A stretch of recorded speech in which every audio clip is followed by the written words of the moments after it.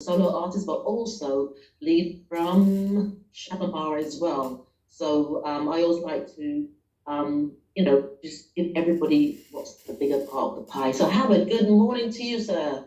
Good morning. How you doing? Well, I'm like I said, I'm a little tired, but lighting just takes all that stuff away. So I know I have no lighting here in this room. And I'm like I said before, I'm still dealing with this jet lag. I just got over here about a couple days ago, so still okay. dealing with jet lag.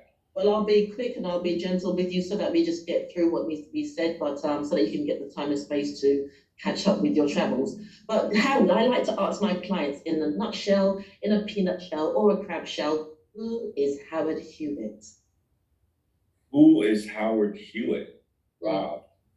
Nobody's ever started out with that question. I've done a bunch of interviews, and nobody's ever. I don't know. I mean, like I'm just a regular, like you guys say over here, a regular bloke, and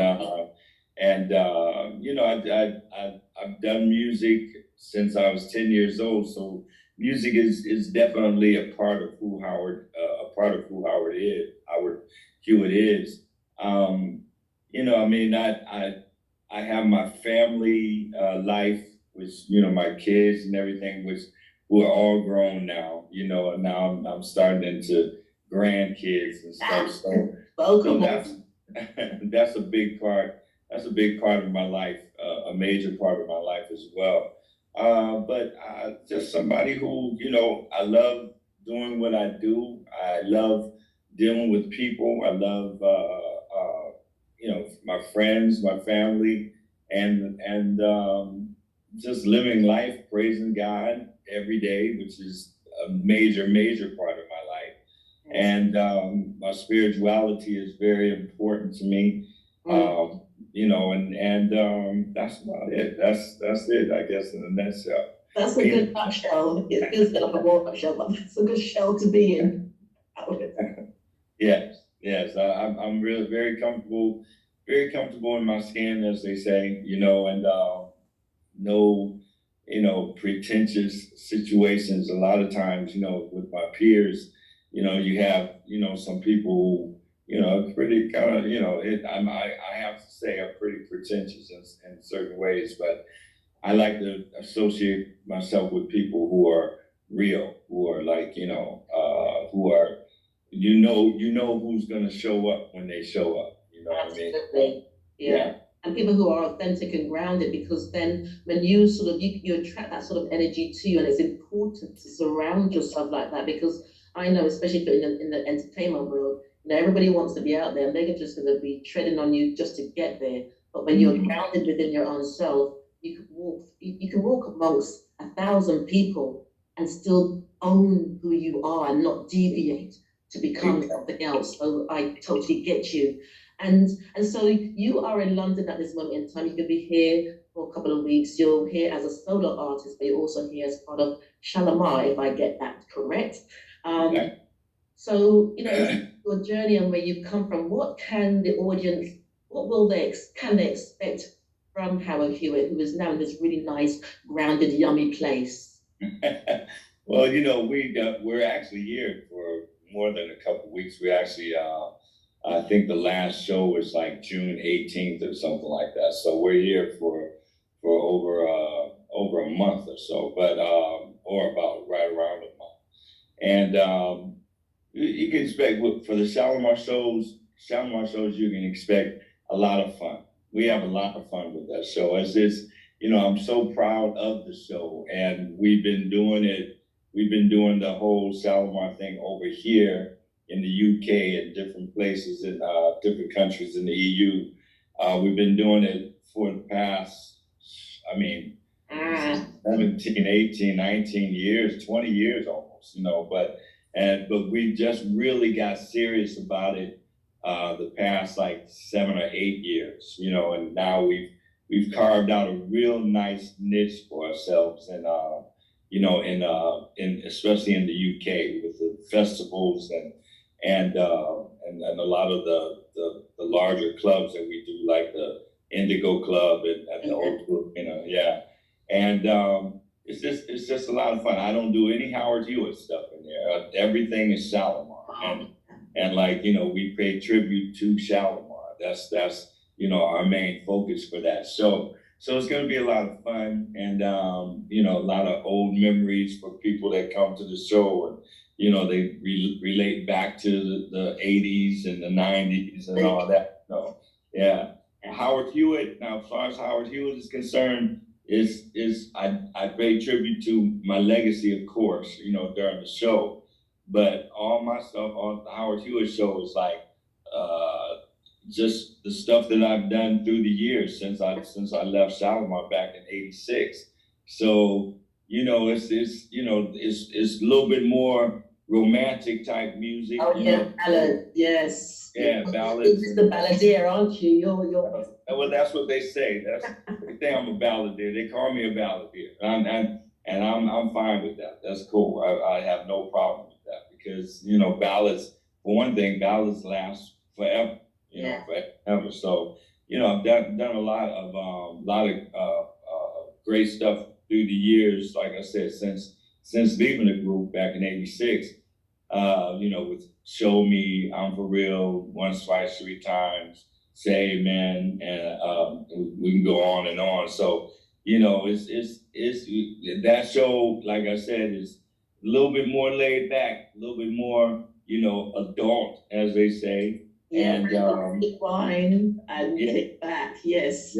Yeah. So I'm really blessed to have those two entities to expound upon, as they say. But it's I feel very, very, very blessed, and it's a great problem to have. We have so much work. So that's a great problem to have. As you're talking, I remember interviewing an artist who was part of the Motown group at the time, and he was saying, as you get older, it gets harder to sing and do the moves at the same time. Is that the same for you as well? How good for you with Shalamar? Well, as far as the singing part is concerned, thank God that's always been, singing for me is like breathing, so it's always been this. It's never become a labor or difficult to hit the notes, as they say, but and as far as the choreography is concerned, I probably do more choreography with Shalamar now than I did even back in the day. Oh, because, wow. Yeah, because it's like, I'm just, you figure out how to move with it and groove with the whole thing.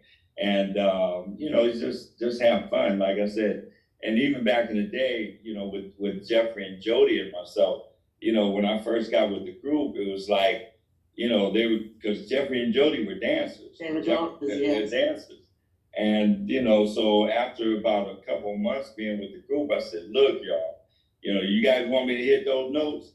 I can't be down back here doing all this stuff and then go up there and try and hit those notes too. So, I'll jump back here and I'll do, some, a couple moves with you so it look real uniform. Uh-huh. And then I'm gonna go out. Then I'm gonna branch off and do my thing. So everything you have to figure out how to do it. You have to put it into place. Thank God I've been blessed with good health. Through these years and at this time and staying healthy, doing the things I need to do to stay healthy. Even if I wasn't doing this, I would need to do all that. Because like they say, health is wealth. So Absolutely. And it's interesting because you were fashion icons back in the day, but also you were trendsetters, especially when it came to the dancing. And so it's really good to hear that you can still keep up with, or that you were doing even better, that's really, really cool. And I guess, Howard, if you had to encourage or inspire anyone to keep moving, to keep following your dreams, because you're obviously very gifted and talented with your voice. Even I was playing some of your stuff last night, and I went to bed with everything on rewind. How do you get rewind? How do you get perfect? And so, obviously you followed your passion, you followed more than your dream. So what would you say to anyone who is sitting on the side and looking out on the football thinking, I need to be on there, but I can't? What is it you would say to them? First of all, take that word, that phrase, "I can't," out of your vocabulary. Words are so important, Esther. It's like, what you say, what you allow to come out of your mouth is what will more than likely manifest in your life. And so, it's like it's if you have a dream, if you have a passion, if you have a road to your passion, and you've prayed on it, and like I said earlier, I'm a big I'm very into your spirituality. Mm-hmm. So you've prayed on it, and this is the path that you want to take. You start taking that path, and you continue on with that path. If you're a singer, you sing any chance you get, because you never know who's out there listening and who's watching you. If you're an actor or actress, you act any chance you get, because you never know who's out there watching. And also, when you do that, you're honing your craft. You're developing your craft. You know what I'm saying? And that's what the whole thing is about. Taking the time, taking all the opportunities that you can to further your craft, further your career. Absolutely. And I was just going to jokingly say, being an actor now, I was saying to myself, I'm talking to Howard Hewett tomorrow, and I was going to be all the bad things. Like, oh, it's Howard. But I know that my boys, because I got big adult boys, they would call me. They made like a star club. They'd have me up in front of the families like, Mum, you're too old for that type of shit. That's funny. Yeah. I'm just going to be real calm. Yes, I interviewed Howard Hewett today, Oh no, you have a tissue, but no. So right. Yeah. Okay. So in winding down Howard, sorry, just one other question that's come to me actually that I think is quite important in terms of your life's journey and your experiences. Yes, we all know about your relationships and all those things that you went through, but how do you feel those situations have really opened you up to the type of music that you sing and that you share? Because your music is very much about love, and you can feel that love coming through you. That music is very much about almost this yearning to be open with your heart. Mm-hmm. Is that making sense? Mm-hmm. Yeah, I mean, everything. When I write, like I always say, I'm not a fast food writer. I can't sit and say, okay, from 9 to 5 today, I'm gonna write. I don't create like that. That's not on my that's not, that doesn't feed my creativity. My creativity comes from things that I observe around me, and which is kind of it's a blessing and a curse at the same time, because sometimes I'm not feeling anything around me, and it may be months or whatever that before I do, as far as like focusing in on something. I mean, things are happening around a person 24/7 all the time. So, but in order to take those experiences and take those observations and then turn them into a song, for me, it has to be something that I'm really thinking about, something that I'm really, I've gotten really passionate about. Or, a lot of women always ask me, "Are you as romantic as your music?" And the whole thing. And I mean, yeah, I am when that time comes. But to be romantic like that 24/7 would be pretty taxing, you know what I mean? So, but a lot of things I write about, I write about things that I observe around me, other people's things in other people's relationships that I look at. Some things are relating to things that happened to me in my relationship, and I write about it. And some things I write about are ways that I wish I was a lot of times. I wish I was this person, and show me all the time. You know what I'm saying? So yeah, but it's all relative, and it's like, I have learned through the years how to, grasp those passions and to be able to put something together that I hope anyway people can relate to, and people, and the main thing, one of the main things in my music is it saying something that will help a person out, that will help you through a relationship with say amen, will it help you through your relationship with God, Christ, the Holy Spirit? Will it allow you to, open yourself up, as you say, to that spirituality, to that, necessary, spirituality that, that we need, all the time in this life. I always say that, if you take a plant and pull it out of the ground and put it on the sidewalk, after a while, the plant's going to shrivel up and it's going to die. And that happens because you've taken it out of its essence. You've taken it out of the whole thing. So if you try and take spirituality, a person out of spirituality, out of their spirituality, after a while, that person is gonna shrivel up inside, because you've taken them out of their essence, what their foundation is. And so like I hope that my music sometimes helps people stay in that spirituality, in that essence of who they are, and of our basis, and what we're all about, which is, for me, like I've always said, God, Christ, the Holy Spirit. That's what it's all. Everything else comes after that.